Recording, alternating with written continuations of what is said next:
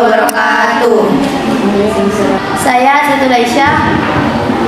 Saya Lutfi Kamil Adam. Saya Siti Rohmah. Saya Putri Soleha. Kami dari kelompok 5 akan mempresentasikan globalisasi di bidang transportasi. Pengertian globalisasi di bidang transportasi. Transportasi adalah pemindahan barang atau manusia dari tempat satu ke tempat yang lain. Peranan transportasi sangatlah penting dalam suatu negara. Produsen, distribusi, ataupun konsumen membutuhkan transportasi dalam melakukan aktivitasnya.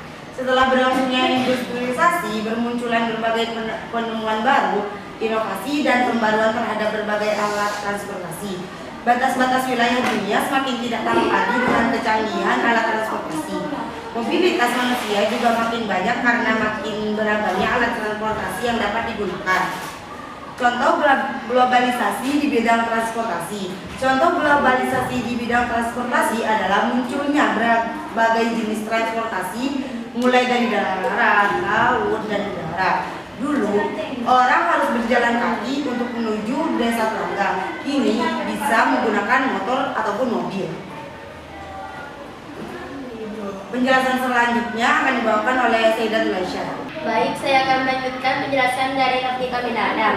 Dampak positif di bidang transportasi. Dengan beragam contoh pengaruh adanya globalisasi di bidang transportasi, masyarakat dapat merasakan dampak positif globalisasi di bidang transportasi sebagai berikut. Yang pertama, mobilitas penduduk semakin mudah dilakukan. Yang kedua, tersedianya transportasi dalam jumlah banyak dan jenis yang beragam dalam kelebihan teknologi yang semakin memudahkan manusia. Yang ketiga, murahnya biaya transportasi umum membuat semua orang mendapatkan kesempatan yang sama untuk bepergian. Yang keempat, kualitas transportasi umum semakin memadai sehingga banyak orang memilih untuk tidak menggunakan kendaraan pribadi. Yang kelima, terbukanya jalur perjalanan antar daerah yang semakin beragam, memudahkan interaksi penduduk.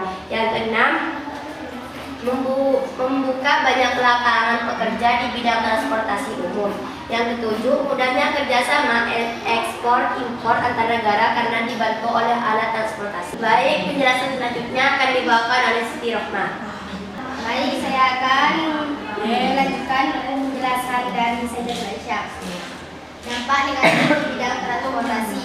Selain dampak negatif, adanya globalisasi di bidang transportasi juga memberikan dampak negatif diantaranya sebagai berikut. Yang pertama, terjadinya kemacetan di kota-kota dengan penduduk yang padat.